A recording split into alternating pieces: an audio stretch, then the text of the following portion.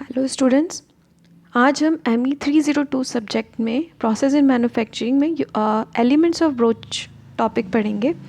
यहाँ हम एक डायग्राम देख रहे हैं जिसमें कि बताया जा रहा है कि एक ब्रोच की टीथ प्रोफाइल कैसी है। अब हम इसको पॉइंट बाय पॉइंट डिस्कस करेंगे कि क्या क्या फैक्टर्स, क्या क्या एलिमेंट्स होते हैं ब्रोच के अंदर।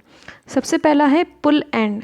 ये एक ऐसा डिज़ाइन पार्ट होता है जो कि ब्रोच को ब्रोचिंग मशीन में एंटर होने के लिए बनाया हुआ होता है with the help of puller head. Puller head होगा, उसमें ब्रोच का पुल एंड जाएगा एंड ये ब्रोचिंग मशीन में इंगेज होगा। जो हमारा ब्रोच है वो एक टूल है, टूल का ये वाला पार्ट इंगेज करने में काम आता है। फिर होता है फ्रंट एंड।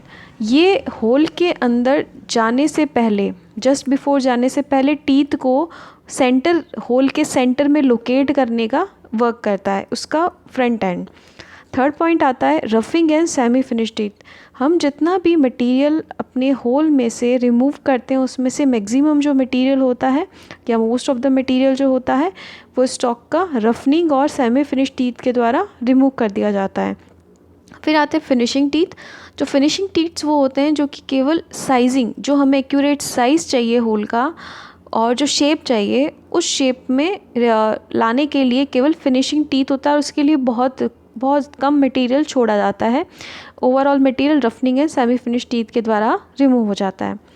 फिर आता है rear pilot and follower rest. जैसे ही ब्रोच लास्ट टीथ को छोड़ देता है तो उसको लास्ट टीथ छूट जाता है, होल से जस्ट बाहर आ जाता है, तो उसको ब्रोच को सपोर्ट करने के लिए rear pilot and follower rest use आता है। इसके बाद हम डायग्राम में देखेंगे ग्लैंड। ये टॉप पोर्शन होता है टूथ का, जैसा कि आप डायग्राम में देख रहे हैं, पिच के जस्ट साथ में लैंड बना हुआ है। ये टॉप पोर्शन होता है टूथ का और इन जनरल जो स्लाइड क्लियरेंस देने के लिए हम यूज़ करते हैं। उसके बाद में आता है बैक ऑफ और क्लियरेंस एंगल, जो कि लैंड के साथ में आप देखें कि वो उससे जो स्पेस दे रखा है, उस स्पेस जो लैंड दे रखा है वो थोड़ा सा इंक्लाइंड है, वो इंक्लाइंड है, तो ये जो एंगल है इसे ही हम बैक ऑफ एंगल और क्लियरेंस एंगल कहेंगे। और जैसा कि हमने काफ़ी सिंगल पॉइंट टूल्स पढ़े हैं, तो सिंगल पॉइंट कटिंग टूल्स के अंदर रिलीफ एंगल का जो फंक्शन होता है, रिलीफ एंगल से आप इसको को रिलेट कर सकते हैं। अगर कास्ट आयरन स्टील के लिए हम इसकी जो वैल्यू है वो 1.5 से 2 डिग्री होती है, लेकिन फिनिशिंग टीथ के लिए ये एंगल कम होता जाता है और इसका एंगल होता है 0 to 1.5 डिग्री। इसके बाद आता है रैक और हुक एंगल, या इसे फेस एंगल भी कहते हैं।